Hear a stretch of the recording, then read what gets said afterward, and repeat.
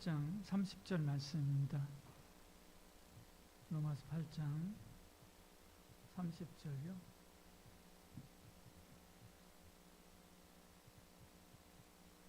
같이 읽겠습니다.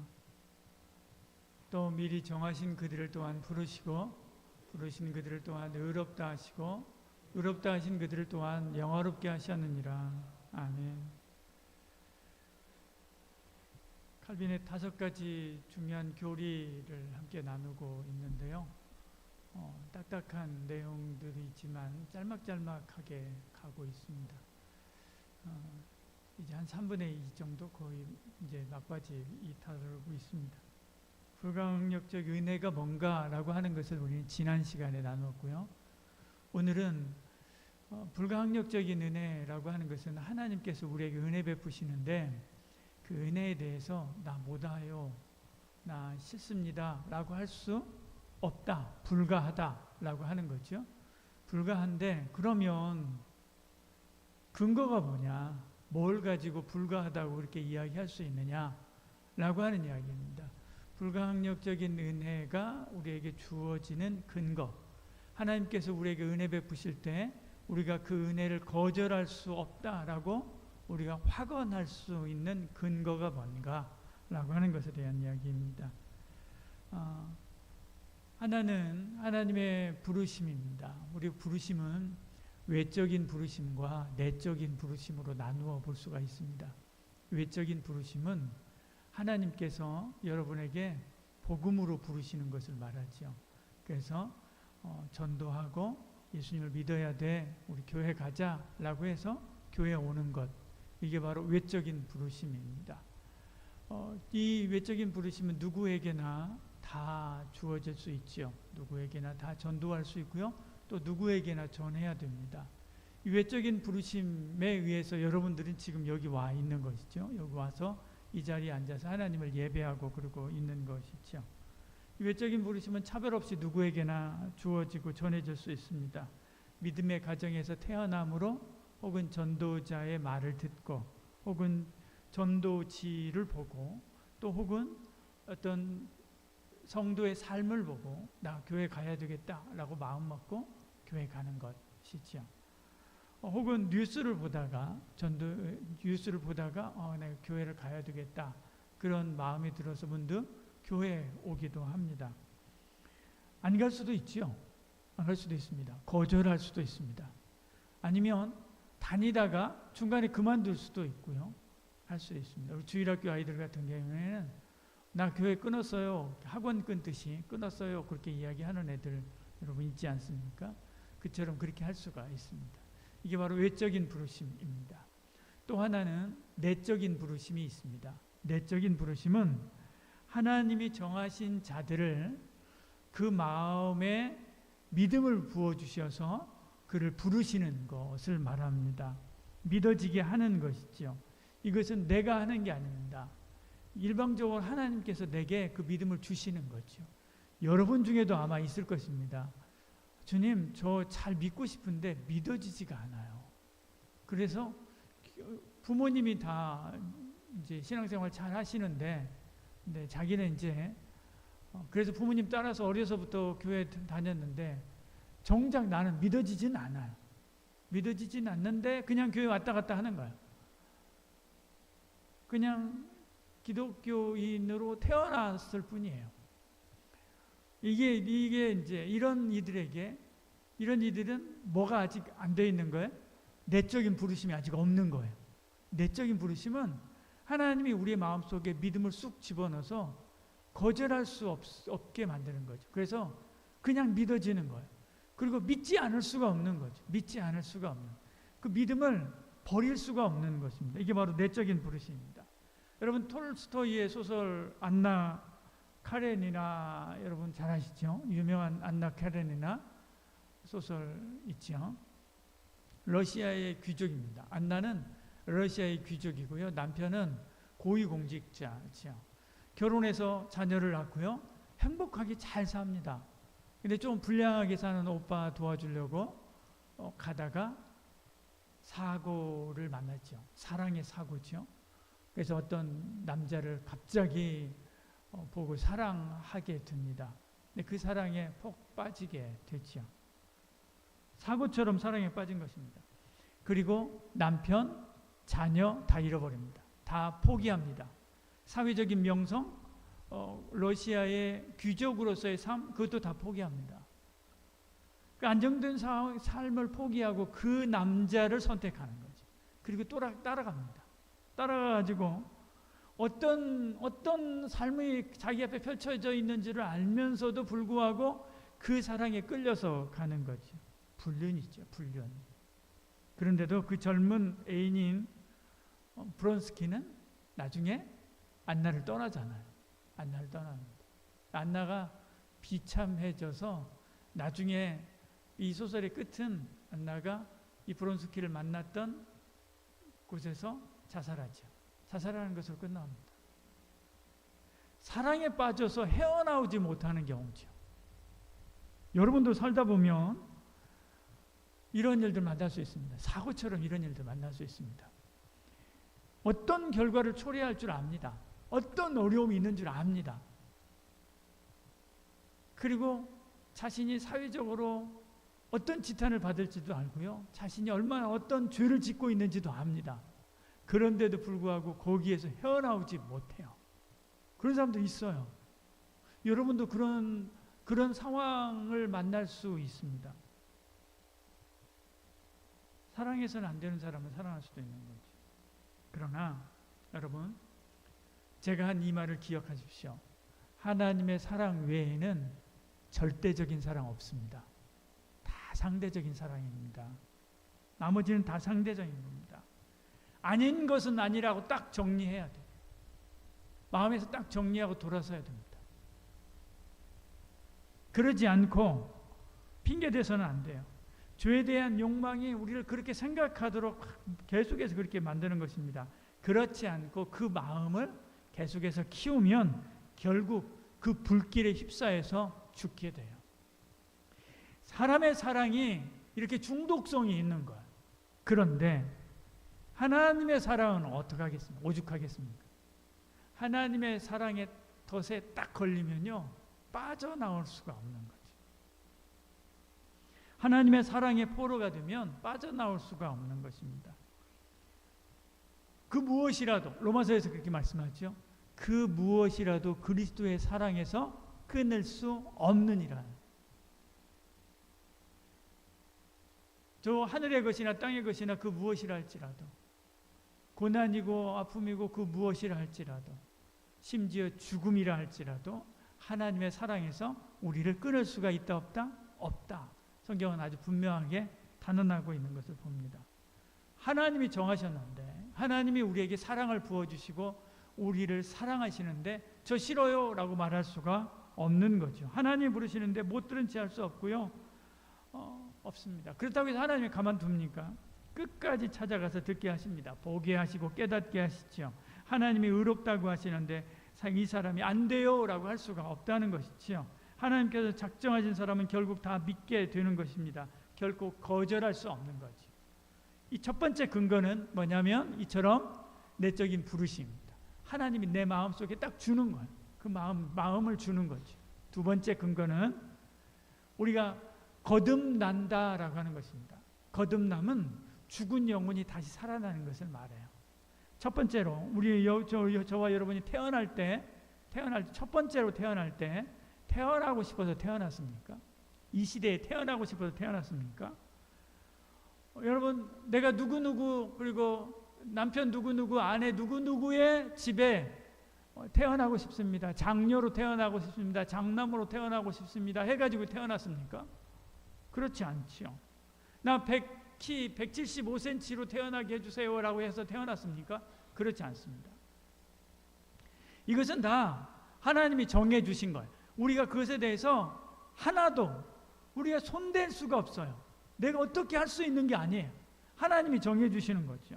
그래서 우리는 거부할 수 없습니다. 나 흑인 싫어요. 나 백인 싫어요. 나 황인 싫어요. 라고 이야기할 수가 없는 것이죠. 이것이 첫 번째 태어남입니다. 두 번째 태어나는 것도 이와 똑같습니다. 거듭나는 거죠. 두 번째 태어나는 것을 거듭남이라고 하고요. 성경에서는 거듭남이라고 이야기합니다. 니고데모가 예수님한테 그러면 내가 예수님께서 거듭나야 된다라고 이야기했을 때 이 니고데모가 물어보죠. 그러면 내가 어머니 뱃속에 다시 들어갔다가 나와야 됩니까? 라고 이렇게 묻죠. 이게 바로 다시 거듭나는 것입니다. 이 거듭나는 것도 첫 번째 태어남과 같은 것이죠. 아담과 하와가 하나님을 떠나므로 영혼이 죽었습니다. 죄로 죽었습니다. 죽은 것 같은 것이 아니라 완전히 죽은 것이죠. 그래서 하나님을 인지하지 못합니다. 옳고 그름도 판단하지 못합니다. 그 중에 일부를 살렸습니다. 이것이 바로 거듭남이죠.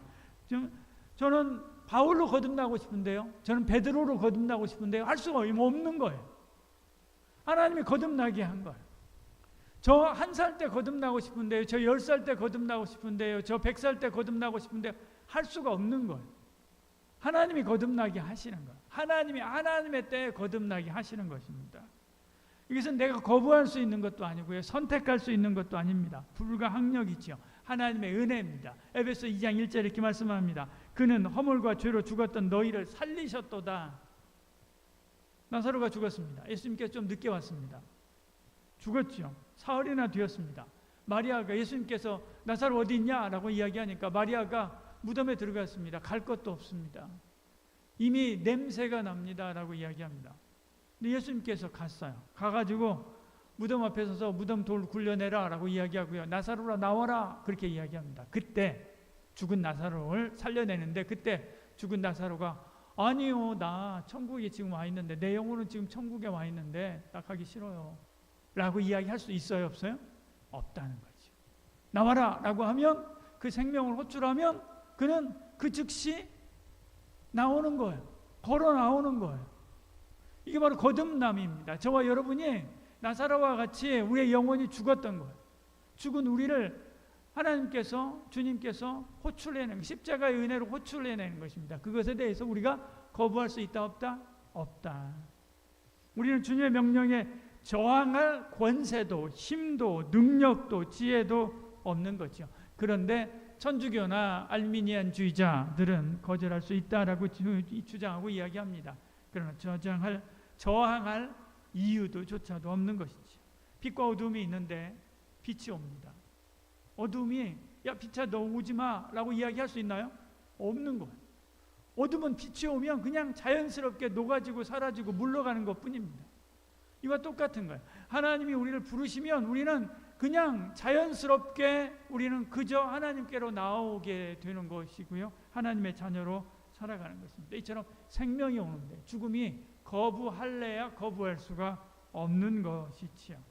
이 하나님의 부르심 앞에 우리는 예만 있는 것입니다. 이 은혜가 저와 여러분에게 있는 것입니다. 이것은 돈으로도 안 되는 것입니다. 힘으로도 안 되는 것입니다. 지식으로도 안 되는 것입니다. 우리 주일학교 때 찬양 많이 했지 않습니까? 돈으로도 안 돼요. 힘으로도 안 돼요. 근데 하나님께서 저와 여러분을 이렇게 내적인 부르심으로 믿음을 갖게 했다라고 하는 게 얼마나 감사한 일인지 모릅니다. 여러분 정말 내가 믿음을 가지고 있다고 하는 것에 대해서 하나님을 믿고 예수님을 믿는다라고 하는 내 마음속에 믿는다라고 하는 것에 대해 정말로 감사하는 은혜가 있기를 축복합니다. 만약에 그 믿음의 확신이 없다고 한다면 주께 구하시길 바랍니다. 주님, 저도 내적인 부르심, 그 부르심 앞에 서고 싶습니다. 저를 불러주시옵소서. 그리고 제게 믿음 부어주시옵소서. 그렇게 기도하고 나아가는 은혜가 있기를 소원합니다. 오늘 나눌 이야기들은 세 가지입니다. 예식, 예배, 기도회라고 하는 거. 첫 번째가요. 우린 예배가 많죠. 교회는 예배가 많습니다. 돌 예배, 회감 예배, 추모 예배, 추도 예배, 출판 기념 예배, 예배들이 굉장히 많죠. 예배는 주의 백성이 창조주 하나님 앞에 그 하나님의 은총과 예수 그리스도를 통한 구원의 구속의 은혜, 구원의 은혜, 그것에 감사하여 드리는 것입니다. 그러니까 예배는 인간을 위한 것이 아니에요. 예배는 하나님을 위한 것입니다. 그래서 우리는 돌 예배, 회감 예배, 추도 예배 막 그런 예배들 많은데 그것을 예배라고 불러서는 안 되는 거예요. 돌, 회갑, 추도, 입학 예배, 졸업 예배, 결혼 예배, 입당 예배, 임직 예배, 예배라고 해서는 안 돼요. 그것은 식이에요. 임직식, 그죠? 그 다음에 입당식, 돌식은 좀 그렇다, 그죠? 뭐라고 해야 돼? 돌잔치, 돌식, 식이라고 불러야 돼. 예배하고 구분해야 돼. 예배라고 하는 말을 너무나 많이 남용하는 경향이 있습니다. 그래서 중간에다 뭘 써요? 감사 예배에 써요. 이것은 편법으로 하는 거예요. 틀리진 않았지만 편법으로 하는 거죠. 너무 예배라고 하는 용어를 많이 남용하게 해서 예배가 너무나 가치가 없는 것처럼 그렇게 우리가 여겨지는 경향이 있습니다. 식이에요. 기도회도 마찬가지입니다. 우리가 수요일, 금요일, 토요일 다 기도회거든요. 원래 기도회니까 수요 기도회, 토요 기도회, 금요 기도회, 기도회라고 이렇게 부를 수 있어야 되고요. 새벽도 마찬가지로 기도회 그렇게 부르어야 됩니다. 우리가 잠깐 어떤 모임할 때 잠깐 예배하고 그리고 모임할 때가 있습니다. 그 예배도 마찬가지로 경건회라고 이렇게 해야 됩니다. 성경 읽고 찬송하고 이렇게 하잖아요. 경건회 그렇게 불러야 됩니다. 여러분, 그러면 학교 교회에서 예배 드릴 때는 뭐라고 해야 될까? 학교 교회에서 모여가지고 예배 형식으로 하나님 앞에 나갈 때는 뭐라고 해야 될까요? 그래서 저는 그냥 예배로 나가는 게 옳다고 봅니다. 예배는 예배고요. 온전히 다른 예배 외에 다른 여지가 들어오는데 그 들어온 그 여지가 더 큰 거. 돌잔치를 하는데 돌 예배 하잖아요. 근데 사실은 뭐가 더 주예요? 돌잔치가 주잖아요.